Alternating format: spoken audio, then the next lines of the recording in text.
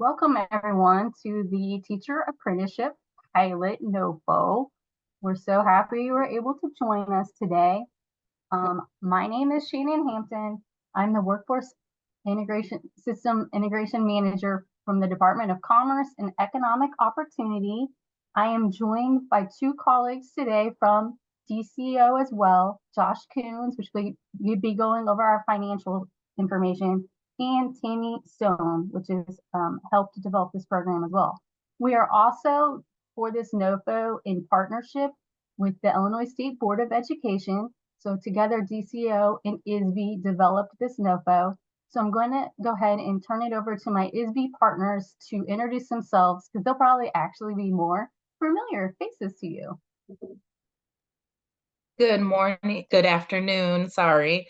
I want to welcome you all to the presentation. As Shannon said, my name is Sabrina Ali. I'm a principal consultant on the preparation team with the Illinois State Board of Education in our Educator Effectiveness Department.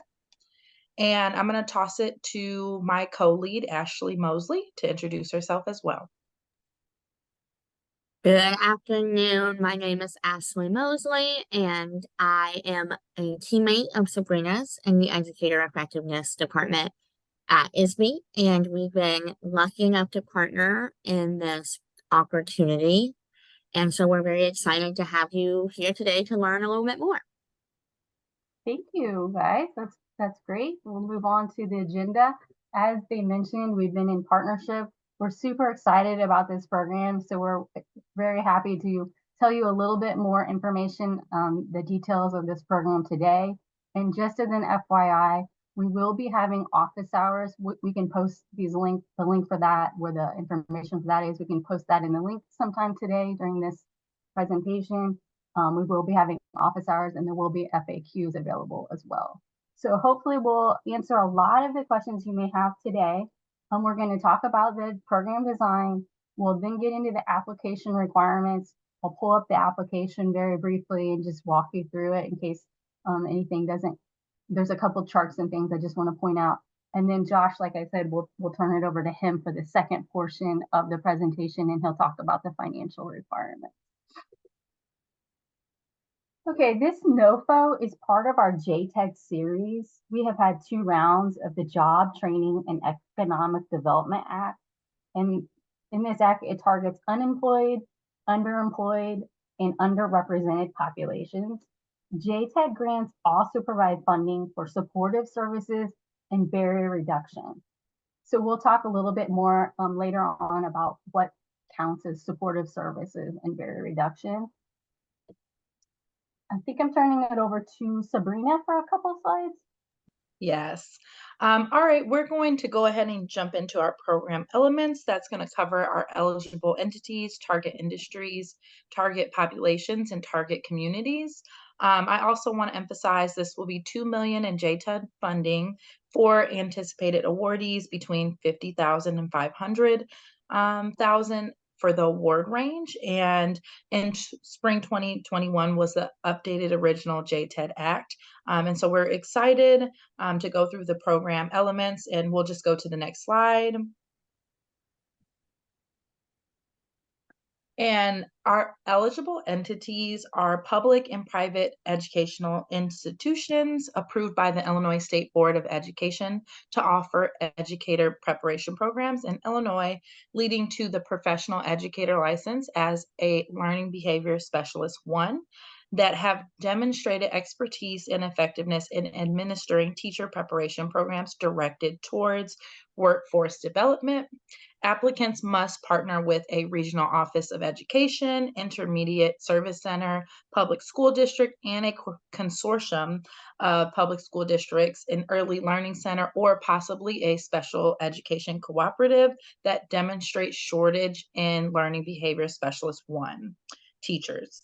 And it must include a letter of intent to partner from their partner superintendent and equivalent at the time of application. We're also asking for there to be a letter of support for the program from the education dean, provost, including intent to evaluate tuition rates for a reduced cost for participants.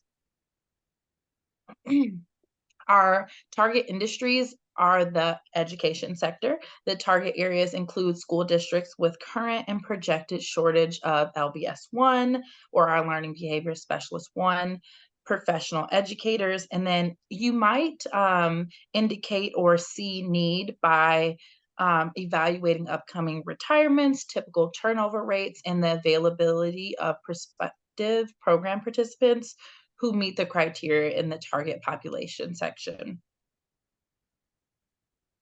Our target populations, program participants must hold a valid educator license with stipulations endorsed for a paraprofessional or a valid paraprofessional approval, and it can be verified in the ELIS system or the Educator Licensure Information System. They must be currently employed as a paraprofessional, providing service to one or more students within the LBS 1 scope, have worked at least 2 years as a paraprofessional, and have completed at least 60 hours of coursework from a regionally accredited institution of higher education. And again, an emphasis on underemployed, low income, moderate income. Our target communities are going to include qualified census tract. That's a census tract as defined by the U.S. Census Bureau, having 50% of households with income below 60% of the area median gross income, or the AMGI, or having a poverty rate of 25% or more. We're also looking at disproportionately impacted areas, or DIA, zip codes most severely affected by the COVID pandemic, to be determined based on a positive COVID case per capita rates or high rates in at least one of the following poverty rates categories relative to the zip codes within their region, and share the population consisting of all of the following below, including children aged 6 to 17 in households with income less than 125% of the federal poverty level, adults over the age 64 in households with income less than 200%, households with income less than 150% of the FPL, and children ages 5 and under in households with income less than 185 FPL. And the link, we will share this out after. We'll give you some more information to these areas. I know that was a mouthful. And then our program elements, specifically one of the things we want to address is the grant shall be awarded to selected applicants for a period of 2 years with the opportunity for renewal for another year.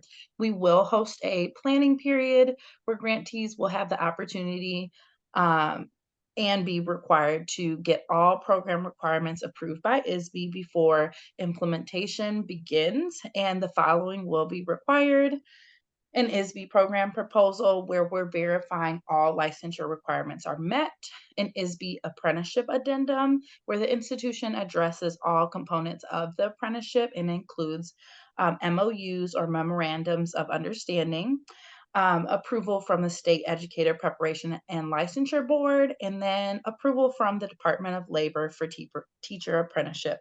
And our timeline is the implementation plan will be due July 31st, 2025, and plans can be approved prior to the due date. When plans are approved, implementation may begin immediately. Our implementation period will have continued funding that will be contingent on the implementation plan meeting grant criteria. Additional criteria will be discussed in the reporting section. Okay, thank you, Sabrina, for going over that section. I cannot see the chat. If anyone has put some questions in the chat, maybe this before we move on in the next section, we can just answer any questions right now. The only question I see is if closed captioning will be available.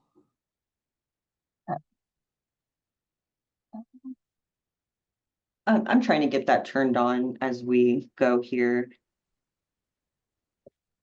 Okay, thank you.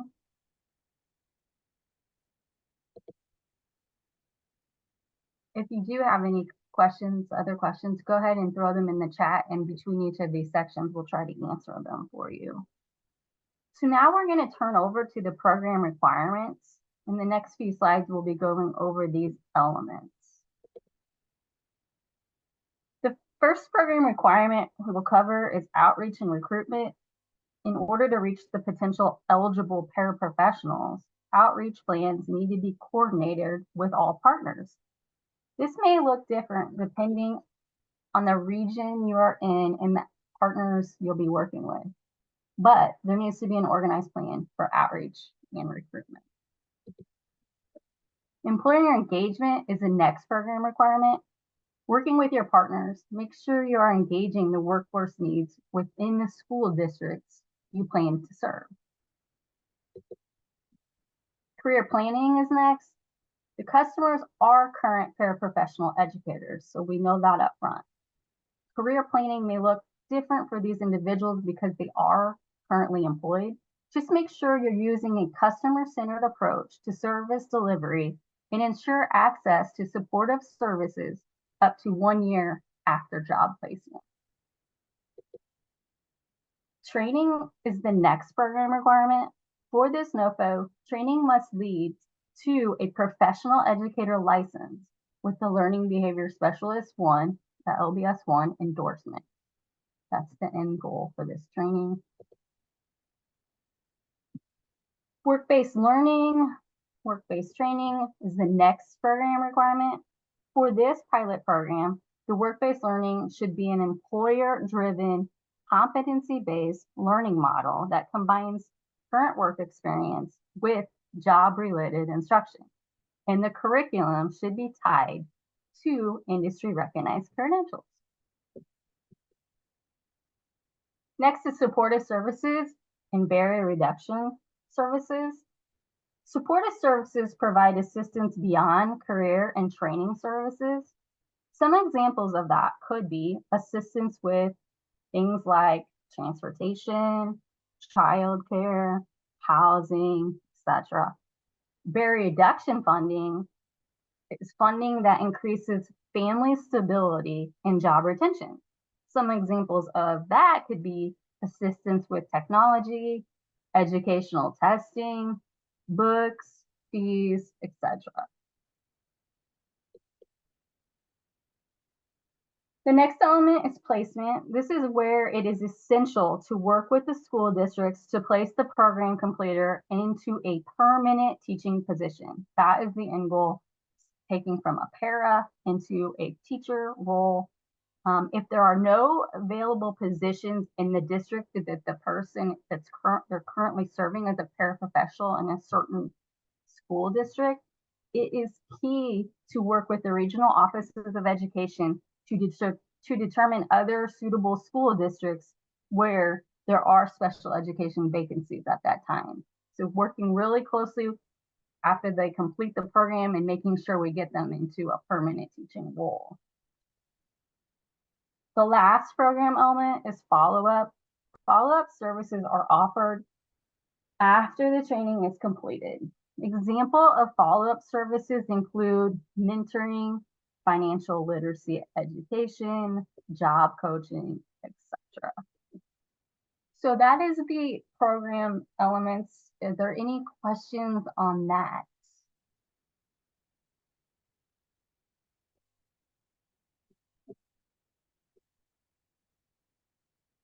If not, if there's still no questions at this time, I'm actually going to turn it over to Ashley to talk about performance goals and measures. Thank you, Shannon. So I'm talking about performance goals and measures, and this is related to goals and outcomes included in your program proposal, and also agreed upon goals and outcomes that we'll be tracking utilizing project management tools.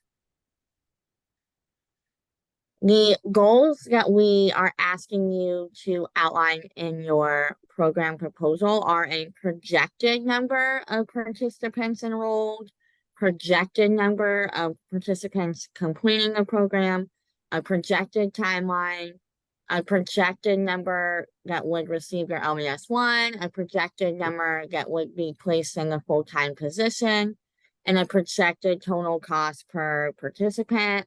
Recognizing that this is all new, we understand that these are all projected numbers in this part of our discussion. And then the next element is the standards. So each applicant must complete a needs assessment that includes the potential pool of program participants who are eligible to participate. We're asking for 30 eligible applicants to be identified, and we're allowing applicants to partner with multiple districts to try and meet that criteria. Or if you're working with one district that meets that criteria, that's also allowable. The metrics, a program proposal, as Sabrina mentioned, will be submitted at the end of the planning period for review and approval by ISB and the State Educator Preparation Licensure Board.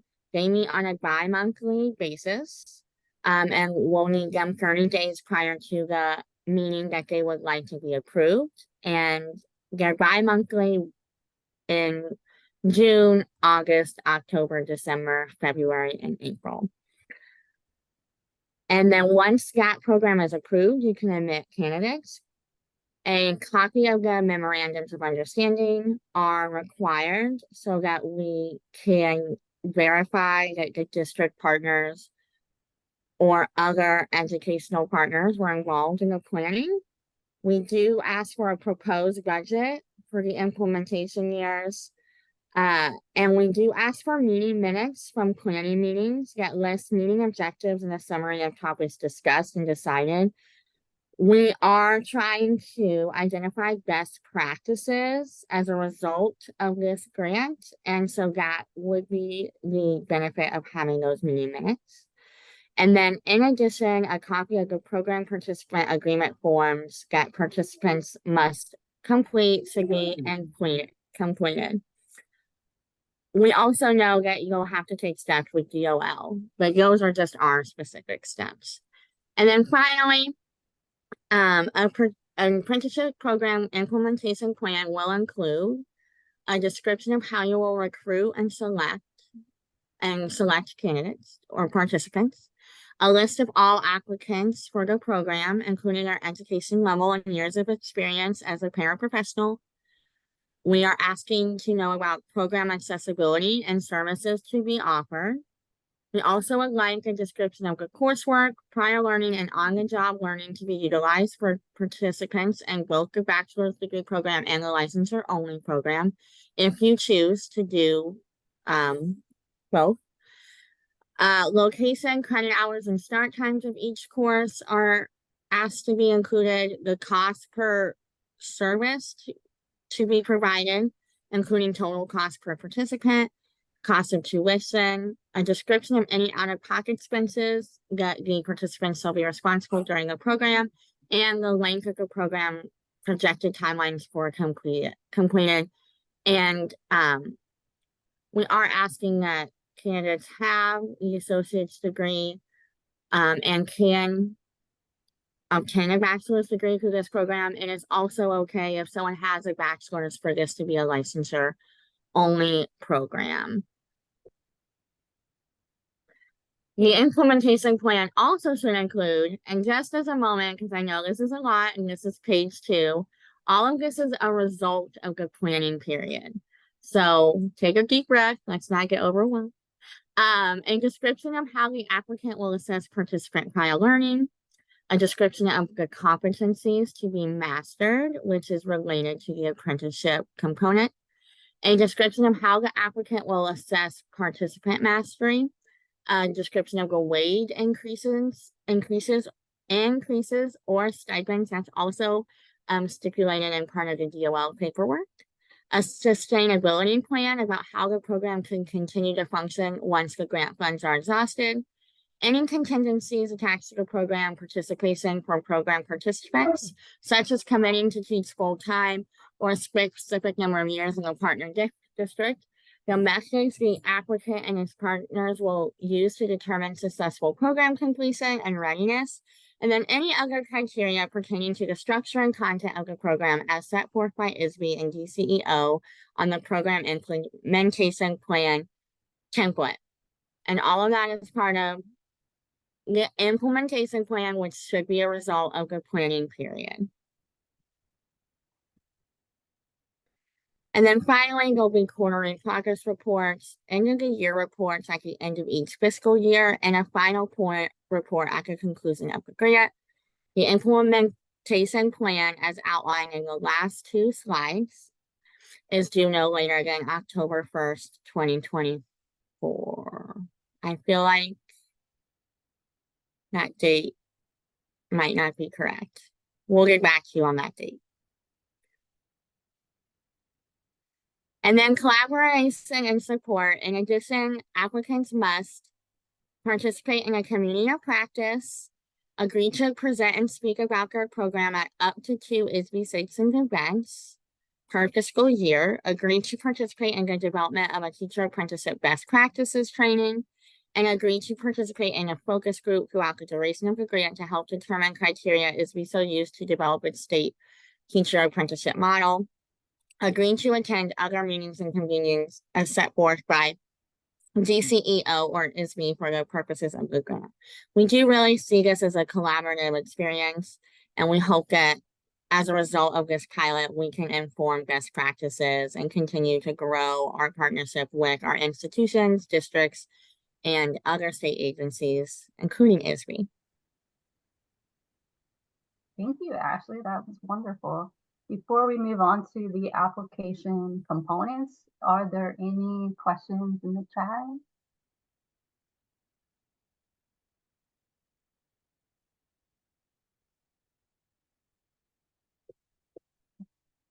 Not hearing any yet, but that's fine. If you do have any, just make sure you put them in the chat. Now we're going to move on to our next section, which is the application components. This NOFO's application is a guided application. Once we're done with this section here, I'm going to pull it up really quickly in case you're not familiar with the guided application.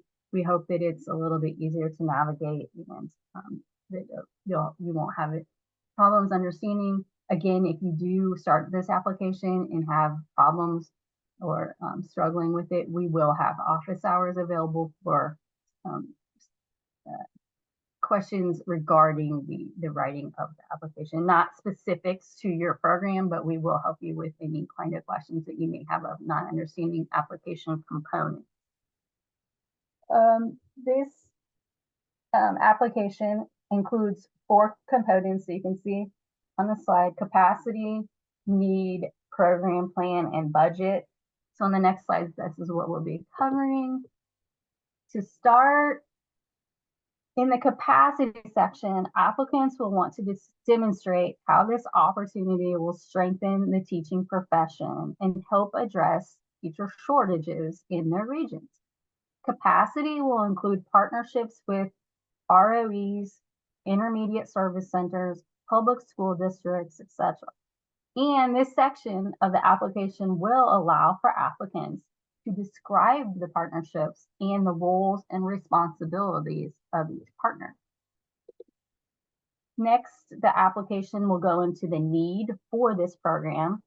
The education system has faced challenges in attracting, recruiting, and retaining qualified teachers. These challenges were even made worse, obviously, by the pandemic. So this section will allow for applicants to complete a needs assessment to gain more information on district staffing needs and eligible participant information. The third section is the program plan. The program plan section allows applicants to provide a high-level program summary. This section also includes a curriculum and prior learning chart. This is kind of the meat and bones of your application where you get to explain the fun stuff all about your program and what you're going to do. But we do want to caution you to keep in mind while you're writing the program plan, make sure that you define all acronyms and write clearly. The reviewers, the people that are reviewing your application, they may not know anything about your specific program. So you really need to make sure that you're providing details so that you can envision anybody picking up this application would understand what you're trying to do. The last application component is the budget. Applicants must provide a high-level budget narrative and a detailed narrative of each line item cost. Applicants will use the Excel spreadsheet to fill out their projected budget, and Josh will be talking more about this in the second portion of our presentation. As for the actual application, there are 5 different components that you'll need to submit before the due date, and that's the fillable Word application that I'm going to pull up in a second, the uniform grant application, uniform budget, the conflict of interest disclosure, and the mandatory disclosures. We will post, like I said, the links in the chat. The link that we're posting will have all these components right there on the workNet site. The evaluation criteria for the application is out of 150 points. So make sure you aren't skipping questions. And like mentioned before, make sure you're thorough in your answers and your plan is clear so you're getting the credit for what you deserve with your application. The final note here is the application deadline. The materials are due by 5 p.m. on May 1st. We are, again, going to have the office hours, as there's a link, and again, there'll be a link on the workNet site. They are each Thursday in April, so that's the 4th, 11th, 18th, and 25th. And at all those dates, it will be from 2 p.m. to 3 p.m. So I'm going to stop sharing for a second. If there are any questions while I'm pulling up the application, please let me know.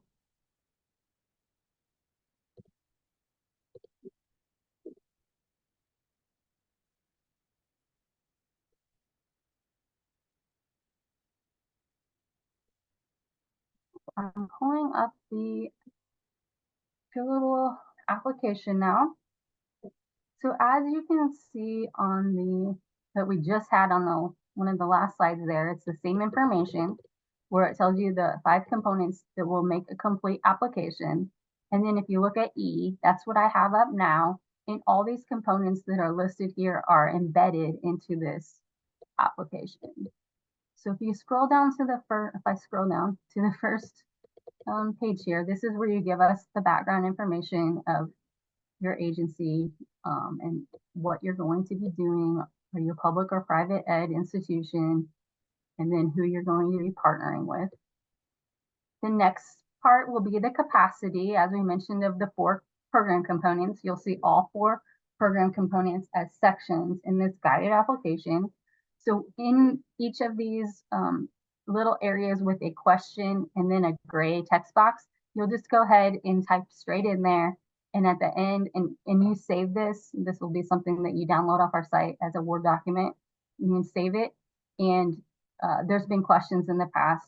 Can I work on this later? Does it save my work? Well, it's just a Word document. So as soon as you save it, of course, you'll be able to work on it as you need, and it'll be saved because you'll be saving it. And then when you actually submit it back to us on the date when you submit everything, you'll just submit it as this Word document also. So these questions on capacity, they'll get into the details of what if you have, capacity, prior grant experience that you may have had, partnering entities and things like that. There is a staff planning worksheet, and that's the next little chart or the first chart in this application. And this will help us to see the capacity and help you see the capacity right here on this chart. This is what it will take to run one of our grants. If you haven't been familiar with a grant before, if you're new to this process, this will help you understand what it takes. So you'll have to have someone that's responsible for the program and all the program requirements. So a program administrator. You need someone to get your candidates. So your outreach and recruitment coordinator, support services. And don't be too alarmed here. Some of these roles can overlap and be the same people. We just need to make sure that you're thinking about these things and have enough staff to be able to run this. Moving down, partner roles and responsibilities. We've mentioned partnerships a lot in this NOFO today, this NOFO training today. You'll need to make sure that you're thinking about who your partners are, and not only just having a lead that will lead that, but who's your support staff that will help you, because this is a huge partnership that you need to deal with a lot of players. So you'll put that there. Next, we'll move down to the next section, which is need. You'll need to tell us some of the things that we already mentioned. You'll be thinking about retirement, turnover, transitions, things like that, and really determining what kind of needs you have in your region. And to help you with that, you'll also be filling out this needs assessment questionnaire. This will kind of go into detail and really help you when you're dealing with the school districts of seeing how many vacancies are going to need to be filled 2 years from now. What about 3 years from now? Like thinking really in detail about this whole program, and hopefully, this is sustainable in the future. So things that you need to look at for not just now, but also in the future. Then a couple more questions that you'll just fill out about the program need. And then we would move into the program plan. And then this will give you some of the details of what your program is actually doing, describing that, looking at the curriculum competency tool. You'll fill out that, listing the competencies that would need to be mastered to receive this licensure. Looking at prior learning is very important too. So we have a worksheet here for that as well. Paraprofessionals are currently teaching or working, teaching, whatever, employed in a school district. So when you're looking at this, like what kind of work have they already done that may count towards prior learning? So we have a worksheet there to really go through that. And then more questions about recruiting and implementation and sustainability. And then looking at sustainability a little bit deeper is a sustainability plan, again, with the partners, what kind of activities, deliverables, and timelines, meetings, what will happen to keep this pilot program into working for the future. And then the last section, there's only 2 questions that you have to do on this part of the application for the budget, but then you'll also do the Excel budget. So that is the application. It's guided, like I said. That is the end of our portion before we turn it over to Josh. But are there any questions? There was a question I did misspeak. The program proposal must be for a bachelor's pathway and a licensure only pathway. So they must be able to obtain a bachelor's if they do only have an associate's. And if they have a bachelor's, they have to be able to get the license via a licensure only pathway. Sorry for the misspeak. I see a question on how many words per text box. There are no limits, so you should be able to, like we mentioned earlier, be thorough and spell out your answers, and you should be able to do that without any problem, because there are no limits per text box. I put the link to the workNet site in case you haven't seen it. You'll be able to, that's where you can access all of these documents. Okay, timeline. Let's see. Oh, did you already answer these questions, Ashley, basically? No, I'm just looking at one. I was looking at the next one. We did have on our one slide as had a different date for the implementation plan, previous slide. But I just wanted to clarify that the first date was the correct date. Okay. Okay, well, keep the questions coming. We can go ahead and move over to Josh's portion. Josh, would you like me to share again, or would you like to share? I'll go ahead and share, just because I might switch back from the budget template and different links in the slideshow. Absolutely. That sounds great. Thank you, Josh. Yep, give me 1 second here. All right, so my name's Josh Coons. I'm a grant manager with the Department of Commerce in the Office of Employment and Training. I primarily manage grants that are related to our Workforce and Innovation and Opportunity Act formula funds. So training, or our grants provide training or funding for training for adult, youth, and dislocated worker. I'm also a fiscal liaison, so that's kind of why I'm here with you all today, just to talk about the different GATA requirements or Grant Accountability and Transparency Act requirements, as well as to go over the budget that's going to be required with your application submission. All right, so the first term, and just to keep in mind that a lot of these slides are kind of put together towards individuals that might not have background with submitting applications or notice of funding. So some of it might be basic, and then we'll go into a little more depth. But so notice of funding, or a NOFO, as we'll call it. Obviously, that's why you're all here today, for the Teacher Apprenticeship Bidders Conference for the notice of funding. So this first link here, this actually goes to the state of Illinois grants. So any grants that are open right now that you can apply for, if you click this link, it'll take you right to that. The second link here actually takes you to any notice of fundings that are open currently with the Department of Commerce. So if I click this link here, it's going to take you to this Decio page, and then any opportunity that you're looking to apply for that's open will show up here. So if you go down here to the Job Training and Economic Development Teachers Apprenticeship Program, it gives more details about the grants or the notice funding that we've kind of gone over today. But at the bottom here, it talks, or it attaches in any documents that you may need. So specifically, the documents that I'll go over is the Uniform Grant Application, the Uniform Budget Template, and then the mandatory disclosure and conflict of interest disclosure that will be required. All right, so the grant life cycle, obviously, we kind of look at it as a three-part process. So there's a pre-award, there's an award, and then a post-award. In this presentation, because it's a bidders conference, we'll focus mainly on the pre-award requirements. So the requirements that you'll need to become a grantee with the Department of Commerce. So the Illinois Grant Accountability and Transparency Act, or 30 ILCS 708.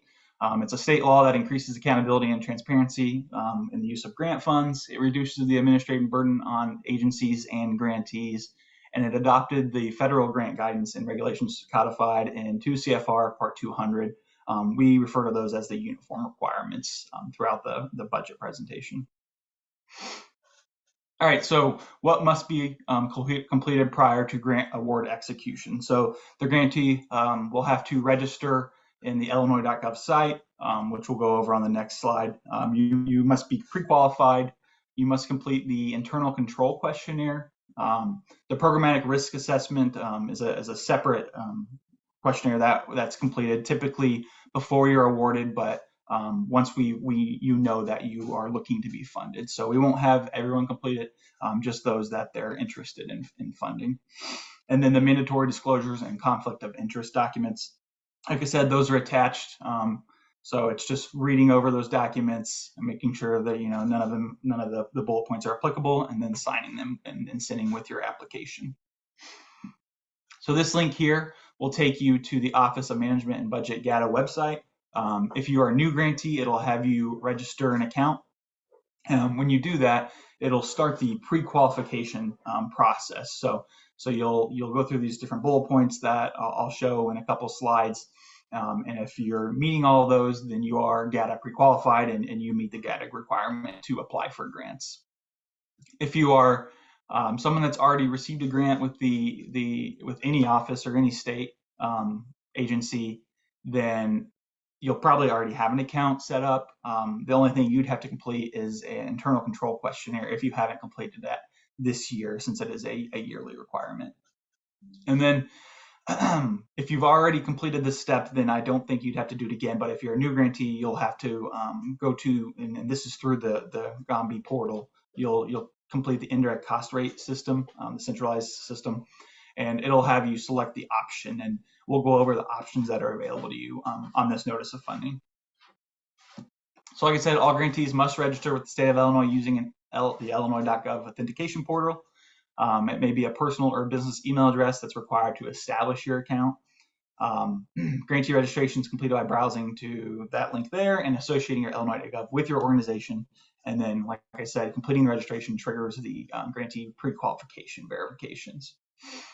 So those pre-qualifications include you have to have a valid DUNS or UEI, which is unique entity identifier.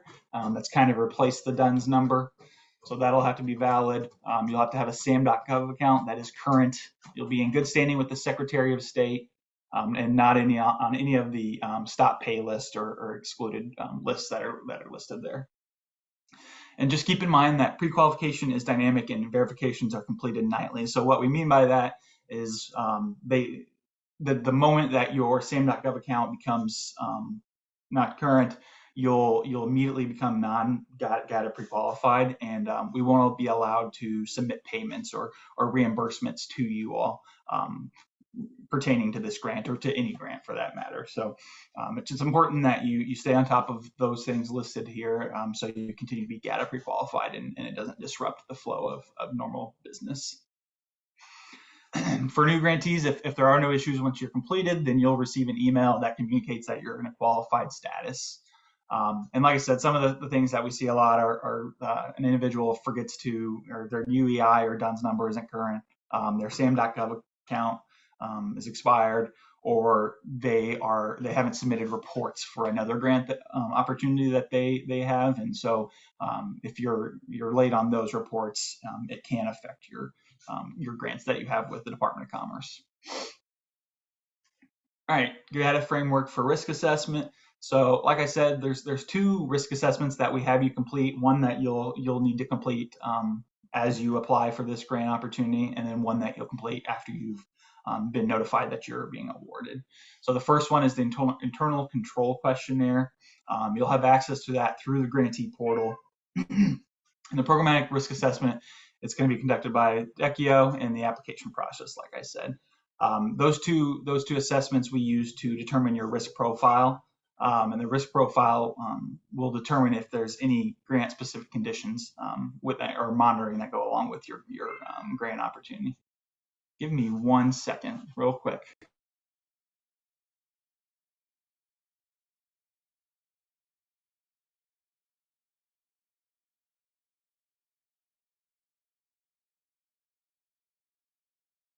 Okay, sorry about that. All right, so like I said, all grantees must select an indirect cost rate option in the centralized portal.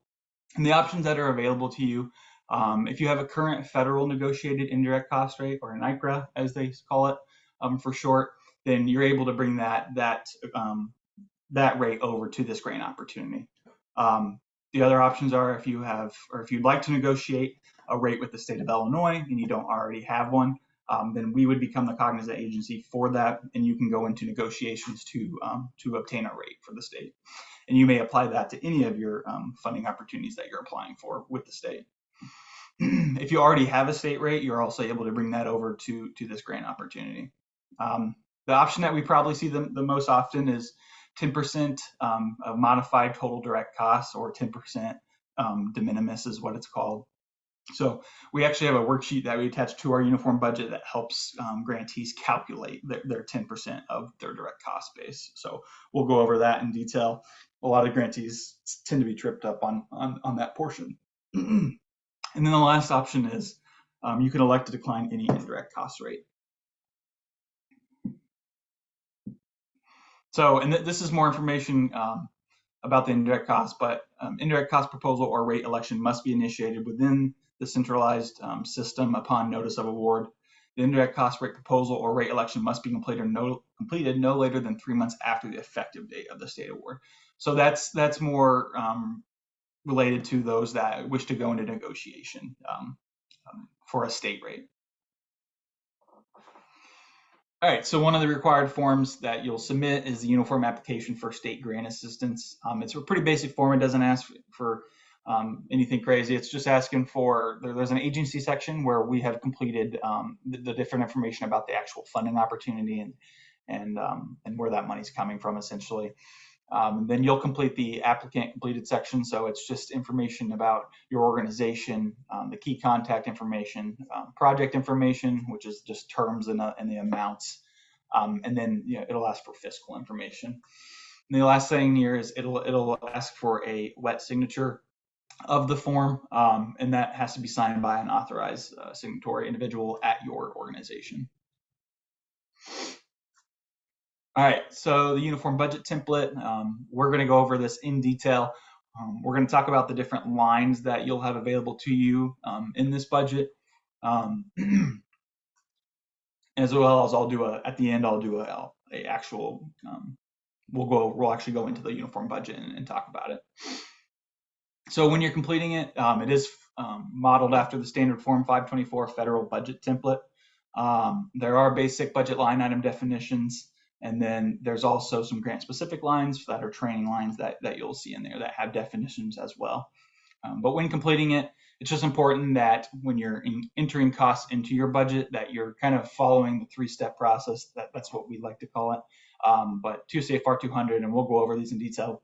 But the costs have to be allowable, reasonable, and allocable. So if you're running it through those 3 scenarios and you're coming up with it being a requirement for your project, then most likely it'll be allowed. All right, so what is the purpose of the budget? An accurate and concise budget is important to being funded by the Office of Employment and Training. In many cases, the budget tends to be the weakest part of the application that we see, and it's the lowest scoring. We find that a lot of times program staff will put together the application, and then the fiscal staff will be asked to complete the budget, and they don't talk. So the implementation plan or whatnot doesn't necessarily coincide with the budget, and we're not seeing the full story of what's happening because there's a disconnect there. But it's important that you're submitting a strong budget is important because it benefits you all and the funder. It helps our merit review team, like Shannon said. A lot of these folks come from different backgrounds and different parts of OET or from our other partners. So they might not necessarily know a lot about the teacher apprenticeship program. So the more information you provide and the better picture, the better chance that they'll score you well and you'll be awarded. It also demonstrates fiscal responsibility of taxpayer funds, and it makes sure that the program is feasible. Just a note here, the budget that you submit with your application may not necessarily be the final budget that's used for execution. During the negotiating phase, you may be asked to increase your budget or decrease your budget depending on what's found, or you may be asked to reclassify costs in different parts of your budget if you've incorrectly classified it. So just keep that in mind, that the one you submit is not necessarily one that you'll see on the final execution once the negotiating phase occurs. All right, so I won't go over each one of these, and this slideshow will be available to you all at a later date. I think it'll actually be on workNet along with the recording. So just keep that in mind if you need to refer back to this, but I'll go over some of these, the ones that we see individuals misclassify costs on the most. But obviously this is an operating grant, so some of these lines are probably familiar to you all, but we have the personnel and fringe line, travel, equipment, supplies, contractual services, and consultant. The biggest one that we see is for equipment and supplies. The way 2 CFR reads is that anything can be labeled equipment if it has a per unit acquisition cost that exceeds $5,000. So for example, what we'll see individuals do that is incorrect is if you are purchasing a computer and that's $1,500, standardly you wouldn't think that it would be a supply, but because of its acquisition cost of less than $5,000, it's a supply. It is not an equipment purchase. So only things that exceed $5,000 will be considered equipment for this notice of funding opportunity. So like I said, your supplies line might have ink, paper, computers, printers, anything like that. And it kind of seems a little odd, but that's actually correct. And then contractual services, consultant services. So a lot of individuals tend to swap the costs for these, but anything contractual, we consider anything that's going towards the completion of the program or the purpose of the program. would be a contractual service. Consultant is more of like a skill set that you guys are bringing in to help with a certain situation.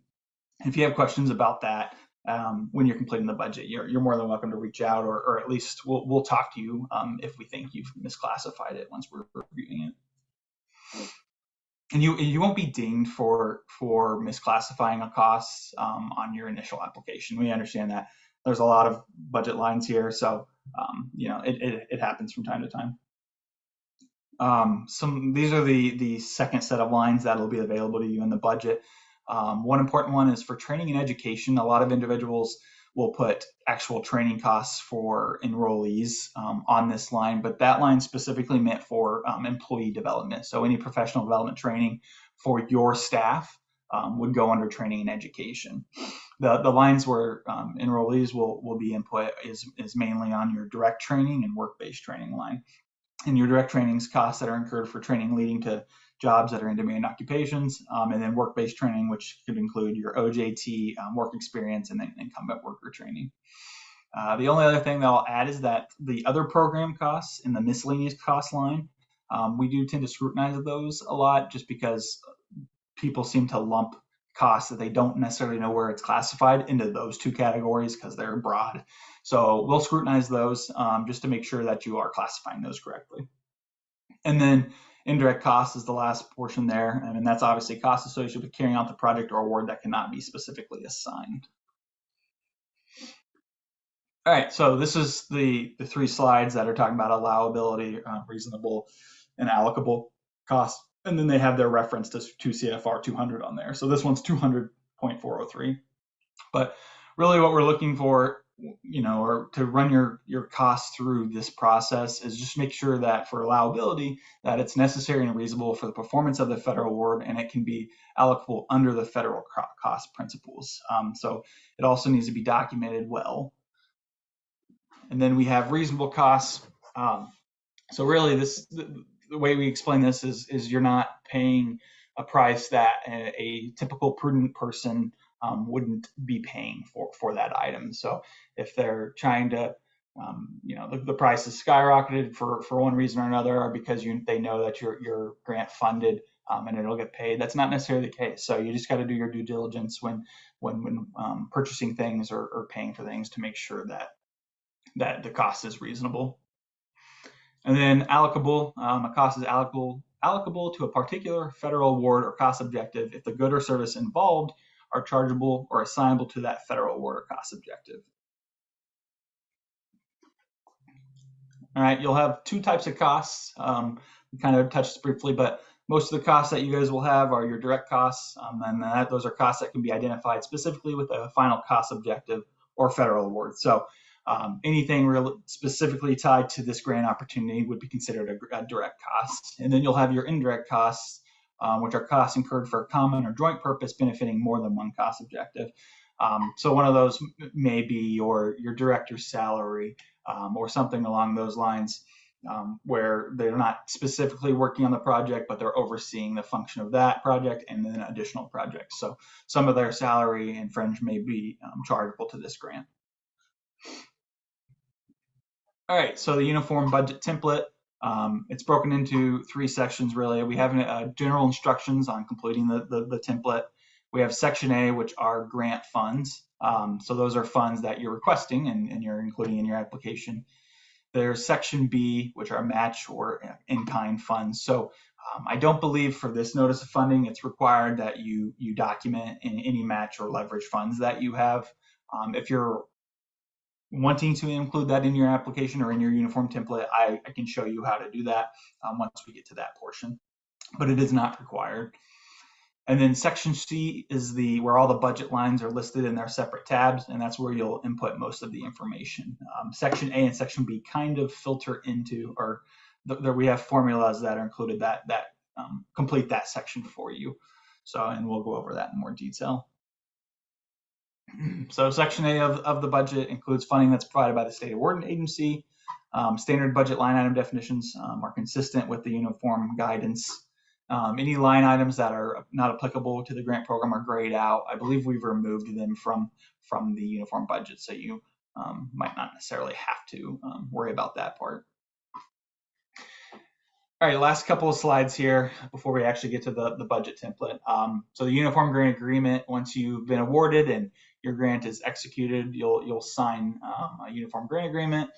And the part one of it's just the generic language that the Department of Commerce uses for all of their grant agreements.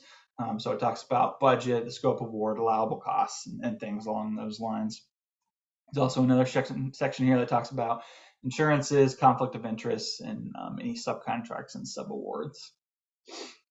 And the last part here is the exhibits. So this is where the project descriptions included, any deliverables that we were requiring or that are going to be acted upon, contact information for us and for our accounting department, and then your performance measures and any specific conditions that we require based on your risk assessments that we have you complete. Part two, so there's a second part to the agreement that those lines are typically completed by the office. So Office of Employment and Training has their own specific terms that we require, and then those are labeled in part two of your agreement. And part three is any requirements that have been added for this specific project. All right, some resources. So here I have linked to the electronic 2 CFR 200. This is a Word document that talks about admin versus program costs. And if you have questions related to that, there's a PDF on procurement and procurement policy. And then here, I actually showed you all this earlier, but let me go back here. So if you go to the Department of Commerce homepage, like I said, you can go to apply for funding and see all of our upcoming funding opportunities. But if you go to here, there's upcoming grant trainings where you can sign up for trainings. So our Office of Accountability actually holds virtual trainings, so you can see a schedule of what's coming. So whether it's auditing and monitoring or writing a grant application. They also have office hours, but I'll just advise that if you have questions specific about the NOFO, you're probably going to want to talk to the program manager. Shannon and Tammy are probably going to be good, or anyone with ISB. But if you have questions about getting data pre-qualified or your indirect cost rate, then this is kind of where you'd go to get those questions answered. They also have for some of our newer grantees, they have some videos that they put together. So there's overview of programs, preparing for a grant with DCEO, NOFOs, pre-qualification, budget overview, and it kind of goes on and on about different portions of the pre-award phase. So that's very helpful. I've watched a few of them. They're pretty good. And like I said, if you don't want to attend one of the trainings or the office hours, then they do have a org box, ceo.granthelp@illinois.gov, where you can ask those questions as well, and they'll get to your answer within 24 hours. All right, so the last thing, I guess, before I go on, I'm going to stop sharing and check the chat out to see if there's any questions.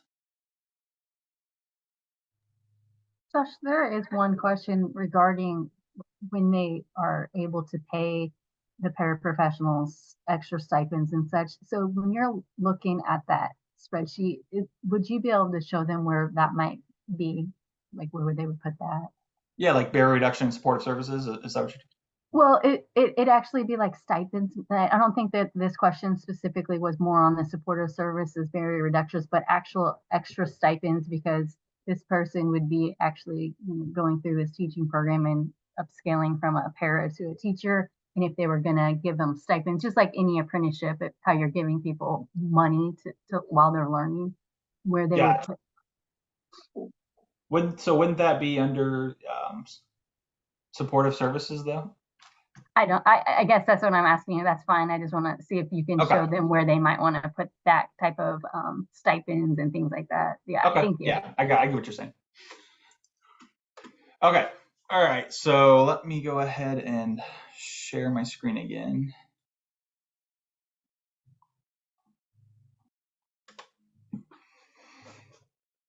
Okay, so this is the uniform budget template that Department of Commerce uses. We do make small edits to it, but a lot of it's locked down, so there's not much we can add to it. But so this here is just your general instructions on how to complete the form.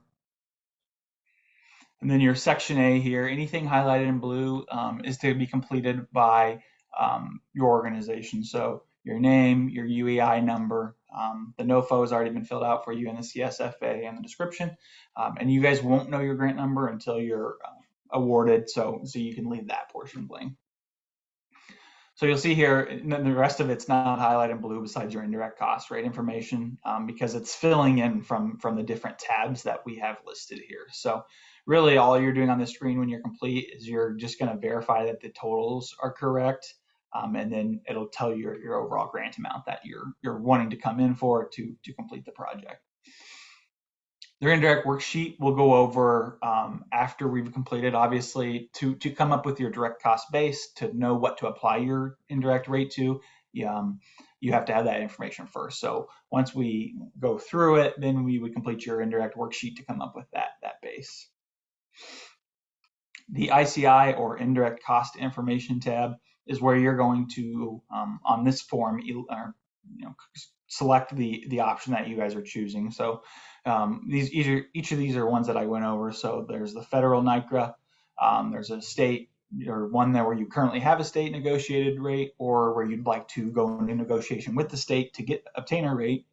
Option 3, which is the 10% of modified total direct costs. Option 4, I didn't talk about, but it's for restricted rate programs. I've never seen that happen, but if you did have a restricted rate, then we could definitely look into that. And then no reimbursement for indirect costs. I will say, if you do have a negotiated rate, either federal or state, it's important that you complete this box down here so we can see the effective date, who approved it, and then what that rate is and the base that it needs to be applied to. All right, so section B, this is where your non-state funds would be reported if you'd like to include that information. So it tallies here, similar to the section A tab. It tallies here, but it comes from these budget line tabs that we'll go over. The certification page, so this is required to be submitted with your uniform budget template. It has to be signed by a CFO or equivalent, or an executive director or equivalent. Does not have to be both. So one or other, just one of the management positions has to sign off that they're aware you're applying for funding and how much and whatnot. So you'd PDF this form and attach it with your Excel budget template. All right, so the first line here is your personnel, or salaries and wages. It comes with a quote from 2 CFR 200 that describes personnel, salary, and wages. And then here is where you would enter the information. So you'd enter the name of the employee, their position, their wage, their year, or you can put year or monthly, depending on what's needed, the percent of time that they would be working on the project, and the length of time. So, and then it'll spit out a number for you. One thing that trips grantees up is these different tabs that it asks to break down. This one's pretty self-explanatory, but if you go to the travel tab, you'll see that it's asking for cost, rate, basis, quantity, and number of trips.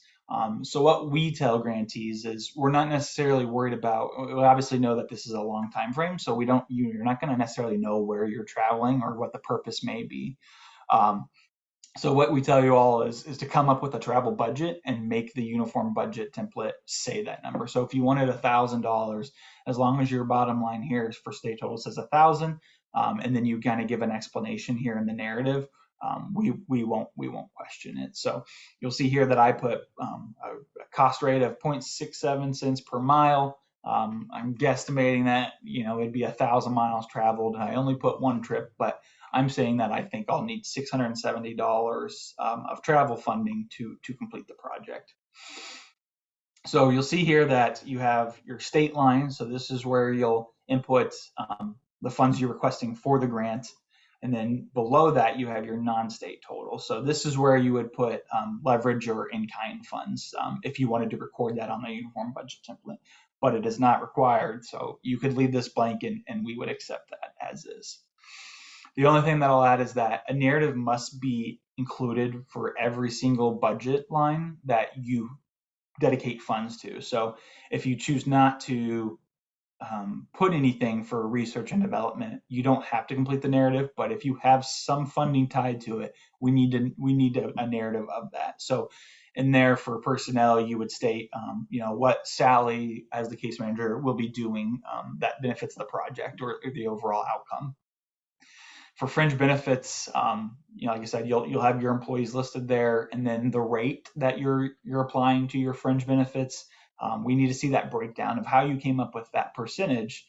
So whether that's FICA, employee or insurances, things along those lines, how you came up with your rate there. Like I said, for travel, just input, what kind of traveling you may be required to do, and that will suffice for that.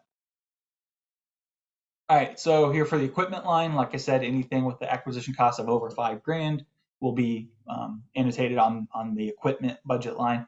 So for this, I just put that item A, and the cost of it's $52.50. And then down here, you would explain why that equipment is necessary for the successful outcomes that you guys are looking for. Same thing for supplies. So anything less than $5,000 acquisition cost, you'd input here. And then you just put a narrative of why that's necessary. And like I said, it's not required that you use all of the budget lines. You may have some blank, so you may not have contractual services or consultant services. So I kind of just filled out a few of them, and then that way I could show you all the indirect worksheet. So let's see.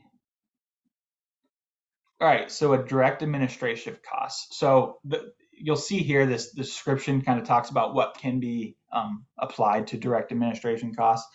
So you'll go through those, and if they're applicable, then you're able to include those direct admin costs on this tab. However, the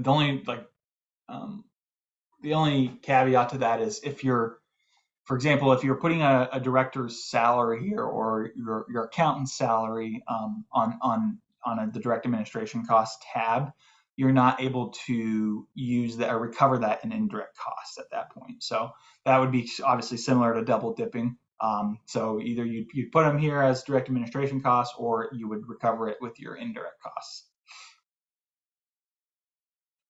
All right, so here is the training lines, the direct training and work-based training. So you'll see the description of each of the ones that are available to you, and kind of like the ones that you'll be able to use. So there's occupational skills training, skills upgrade, retraining, entrepreneurial training, job readiness, adult education, and supportive services. So that question that was asked about stipends, stipends are typically classified as a supportive service for individuals.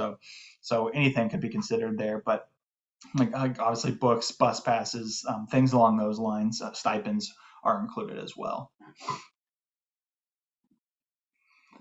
And for work-based training, we have different descriptions here, such as on-the-job training, transitional jobs. And like I said, some of these might not be applicable to this notice of funding. This uniform budget was created for all of JTED, and we're just using it for all the different programs. So you may or may not, some of these may not be applicable to your program. All right, and then the last one that's important that we'll touch on is barrier reduction funds. I personally don't know if barrier reduction is allowed for this notice funding. I'm assuming so, but just because we haven't included here. But since it's not my program, I'm not 100% sure. But if you guys are allowed to, then you'll put a description of what the barrier reduction funds will be paying for the costs, and then you'll give us a narrative of what those will cover. So the last tab here is your indirect costs. So you'll complete this at the very end. So once you're done filling out all of the different budget tabs that we have provided you all, you'll have your overall amount. So like right now, we're coming in for $198,823. But obviously this is without indirect costs. So I'm going to play two scenarios out for you all when it comes to indirect costs. So we're going to go through option 3, which is you're going to use 10% of modified total direct costs, because we see that one very often. And then we're going to go through if you have a negotiated rate, whether that being with the state or federal. We'll walk through both of those scenarios. And obviously, if you're not taking indirect costs, then you can skip the worksheet altogether, and this is correct because you won't have any indirect costs. But what you'll do is after you have your final numbers for the direct lines, you're going to come over to this worksheet and you're going to transfer them over. So column F is your total cost. So you'll see here that $33,750 is what I need to include for my total cost for my personnel. And I will transfer all of these over quickly. So travel 670. One thing you'll notice is that we have formulas in this this worksheet here that give red font. So what it's saying is that, hey, this number does not match the section A tab. So that means I input something incorrectly. So equipment 5250, and that's what I did there. I don't remember what this one was now. Supply 60. Okay. 25,000. I think it was 12,105. And then barrier reduction, we had 5,000. All right, so you'll know that you've typed in all your information correctly if your total program amount here matches your total program here. So that means you've correctly input all your total costs, and now you're ready to look at column G. So what we're doing with column G is we're determining of the costs that you've entered, what can be included or excluded from your direct cost base. So in this first example, we're going to say you're using option 3, the 10% de minimis. So you would put in this I2 column 10%. And we actually have notes here, and it says it's specifically for de minimis because we see that so often, and that one is where we receive the most questions. But it will tell you if it's included or excluded. If it says excluded, then you would enter that amount here, and it's going to subtract it from your direct cost base. So you'll see that obviously your personnel and fringe can be included. Your equipment costs can't be included in your direct cost base, so you can't get indirect costs for your equipment purchases. Same thing with your occupancy. With your if it's rent that you're claiming, then you cannot include that as indirect costs. Let's see what else. Then I think the only other there's obviously other ones. You just follow this as you go down. The last one is your barrier reduction. You can't claim indirect costs on that. So once you go through here, and this is, like I said, this you'll follow all these notes. It'll give you your total direct cost base. So this number is what you can apply your indirect cost rate towards. So what you'll do is you'll take this number 176,573, and you're going to go back to your indirect cost tab and type that in here, 176,573. And then your rate will be included. So that will calculate your indirect costs that you're allowed. So if you go back to section A, you'll see that amount's input, and then it'll ask for you to put your rate and your base here in as well. 573. Okay, and then you'll see the error goes away. So if you typed in 9% there, it'll tell you that your rate doesn't match. All right, so once you've done that, now you have your overall budget amount that you're coming in for. So that's what you'd fill out your application with the amount listed here. That includes your indirect costs.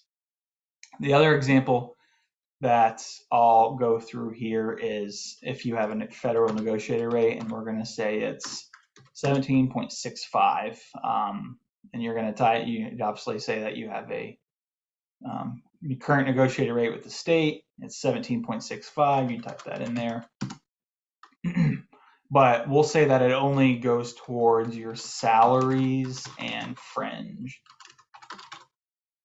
which is fairly common when they have federal rate, or when an individual has federal rates. That's usually what it's applicable to.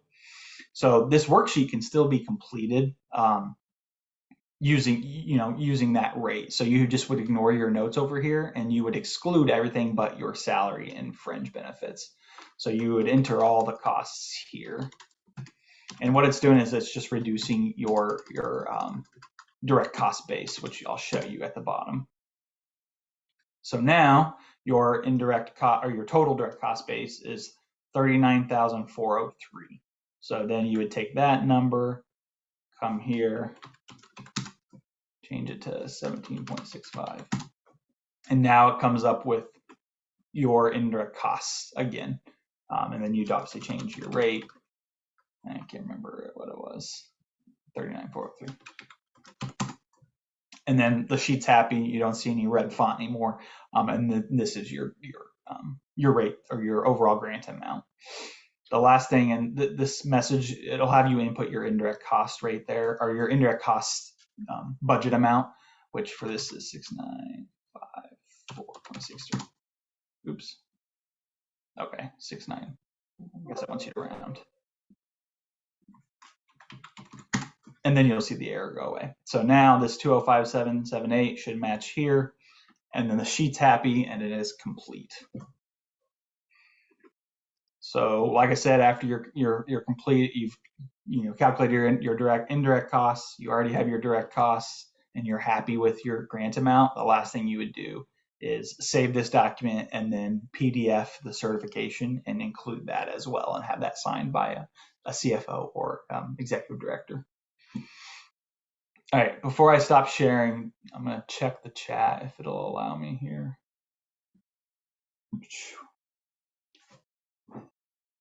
Are there any, do you see any questions, Shannon? I don't see any at this time. Okay. Does anyone need to go or unmute and ask a question?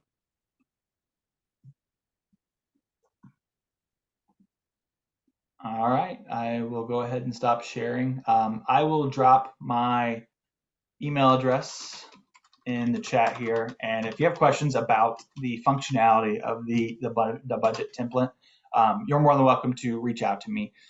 But just keep in mind that obviously we're looking for the big picture on the budget, and some of the details, if you classify costs incorrectly or anything like that, we can work out in your negotiation. So, but if you have questions.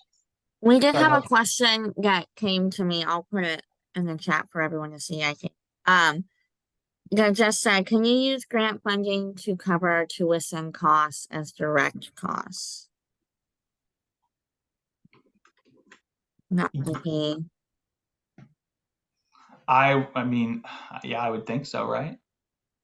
Tammy, I don't know if Tammy is able to speak, but yeah, I believe that would be you mean like a direct training cost?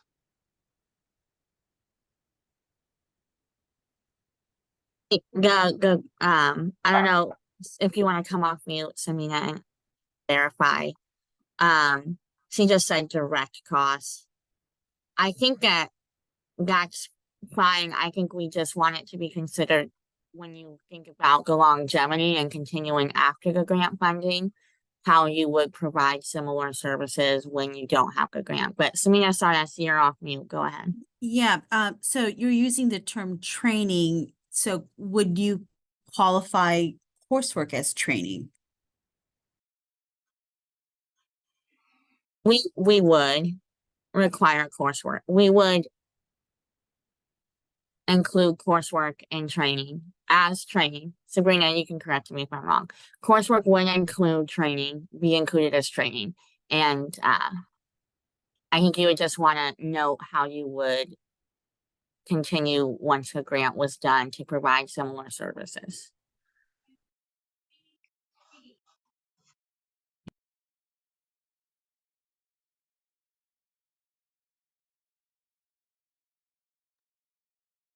Thank you for that. Thank you, Josh, for that very detailed portion of the presentation. We appreciate that, you walking through that with us.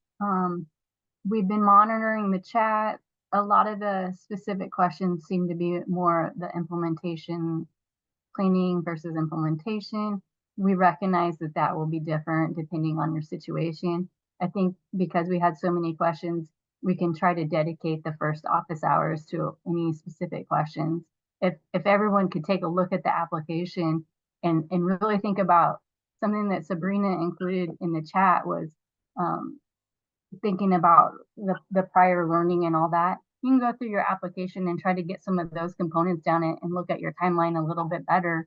You might be able to answer some more specific questions about that at the office hours next week. And also just thinking about that the planning versus implementation is probably going to be different for each entity. Some people are maybe ready to go right now, whereas others would need to take every second of that time. So just kind of thinking of those things and coming with some different questions on next Thursday or any of the office hours throughout April. If we see that there's a lot of questions budget related, we can try to bring back our friend Josh and see if he can come. If not, it was very kind of him to put his email in the chat. Sabrina and Ashley, did you have anything else to say?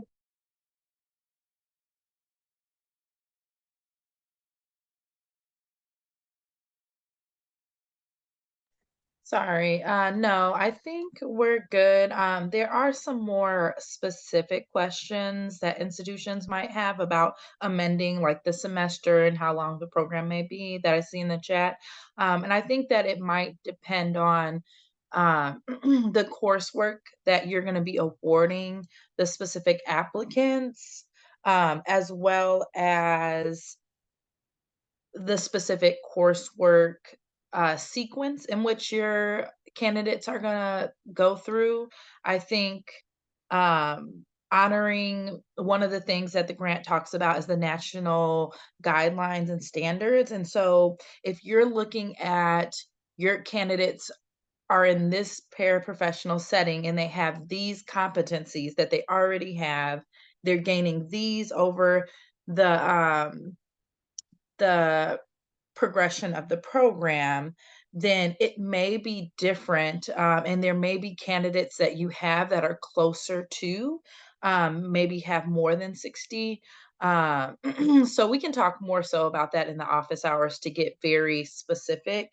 But I think Ashley hit it on the head that we do want to be honoring prior learning at a minimum of 2 years of experience in lieu of at least 15 semester hours of coursework. Those of you who already have established programs know that we also, as ISB, offer the individualized pathway where this is already something that institutions are starting to do. They are looking at what competencies teachers already have and then giving them a focus program. And so we will be on the office hours if you all have any other specific questions.